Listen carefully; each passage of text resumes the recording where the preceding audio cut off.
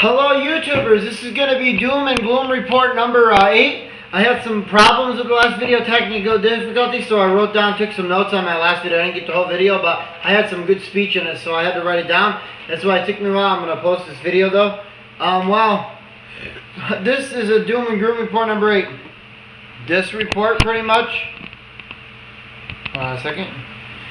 This report is about Nielson, deals with dobbs and the mark of the beast, and how the government uses and the Illuminati, secret society, Freemasons use global warming, energy, education, and the environment to push through their one world order, which deals with taxation, enslavement of people, immigration.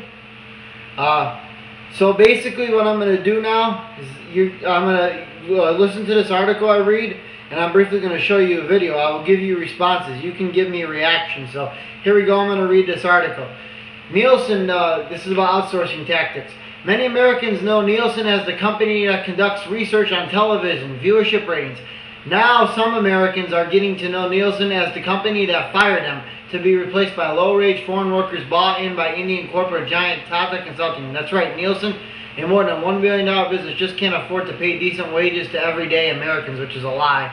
The best part, one of the conditions of servants for the fired workers is that they have to train their replacements. Nielson, a Dutch company within its U.S. headquarters in Florida, had been getting state and local tax breaks, but the company said it will forgo breaks so it can continue firing Americans and hiring foreign workers on the cheap.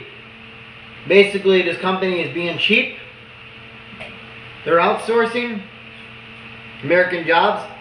The next Doom and Gloom report, which will be Doom and Gloom number 9, I'm going to talk about the recent presidential race in Zimbabwe and how it's tied to Islam and the police state that's coming to the world, ruled by rich people, police, the antichrist, and his armies, who will rule the world for a while, but they'll conquer the Lamb, but the Lamb, Jesus Christ, will win. He'll defeat them in the battle of Armagadon later on.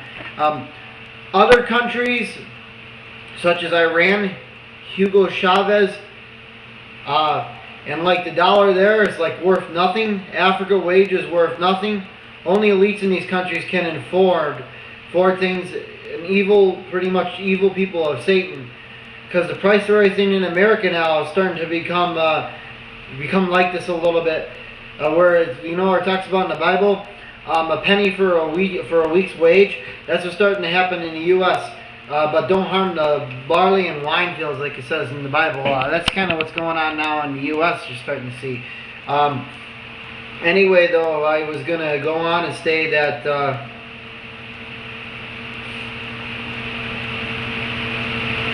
Yeah, basically harm the limes and the barley.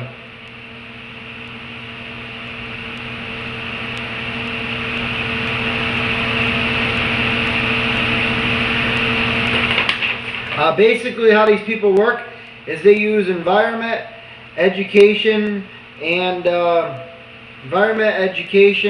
energy to push through their one world agenda. This is starting to happen in the U.S. though. Nafta is very dangerous to the U.S. and to the globe.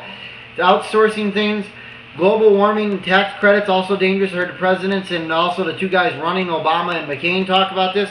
Basically what this does is it would make a tax credit for people who use more high gas things, like the poor class people who can't afford these hybrid cars. Basically the rich get rich and the poor get poor, and it's a very unfair and balanced society. But basically the Illuminati and the Freemasons are using education, energy, and environment. They use education in such that they brainwash people through theories, such as the theory of supply and demand, which has been around for a long time. Idealists, like people who put gods before Jesus, like, you know, like Buddha and stuff like that. They also, the government and these people, Freemasons, they engineered a crack by saying, like, go to college. College is a great thing now, but I mean, somewhat they like people to go to college so they can push through their one world agenda and distract them from what's really going on in the truth. They use an environment in the sense that there's probably really no environmental crisis. Probably UN created storms. And God is behind it too, but you know, because He made man in His image, He's behind everything, controls everything. but probably there's really no global warming. Some of it was UN created by man.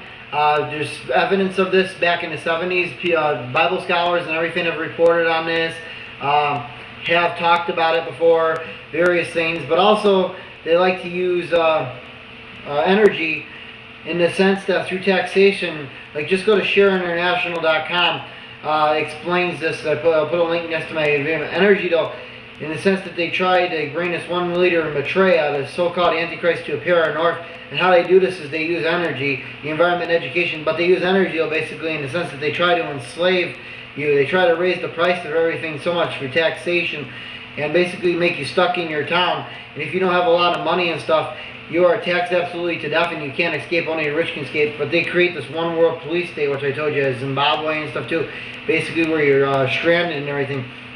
And they use energy too, in the sense that they raise your fuel energy and stuff. So basically, yeah, you can just pay for your bills enough just to get by, and living out on the streets, and even they don't care if you live on the streets or not. But anyway, this video that I'm going to have here next deals with the mark of the beast. I'm sorry I did this to the best of my ability. I had to do a lot of editing because I had some technical difficulties.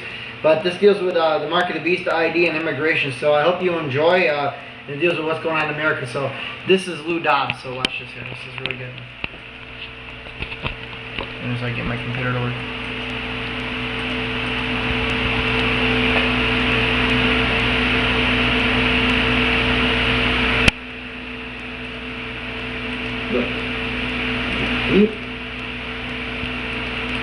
Nielson brand as a TV ratings company, of course. The company is not headquartered, however, in this country. It's a Dutch company owned by a group of hedge funds, and despite Lou Dobbs is $1 billion in the first 3 months of this year, Nielson is firing American workers and replacing them with foreign workers in its Florida office. And I suspect that well, I'm sure we're not putting at risk the ratings for this broadcast by bringing you the news on Nielson and cheap labor. Bill Tucker reports. Globalization is taking its toll on the employees of Nielson.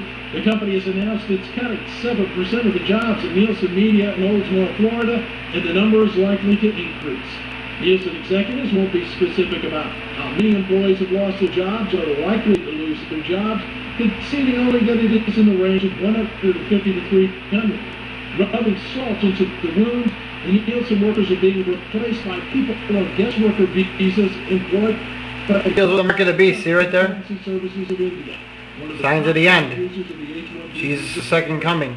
The action has one city council member furious. She has a right to be too. And sense that our government would allow this to happen to the American people. But as I said before, this is all about driving down the wages. Exactly, that's how they do it. They create the police state. She's right on. To me, it's After scumbags, CFR scum. Shippers don't seem to be as angry. What they are, that's causing their wages to decline. Not her, but he points to these the kind of city's people. broad employer base and says the city, quote, who weather the economic challenge. The Chamber of Commerce is not angry. It calls Nielsen, quote, an excellent business and community partner. And neither the Chamber nor the Maitreya expressed outrage when asked about the company's requirement that fired employees must train their replacements as a condition of receiving their severance. The company defends its actions as necessary in a globally competitive environment where speed and cost are key. Quote, the overwhelming majority of Nielsen's work today is handled by the company's own talented employees. In addition, many of the U.S. positions that have been transitioned to outside partners remain American-based jobs.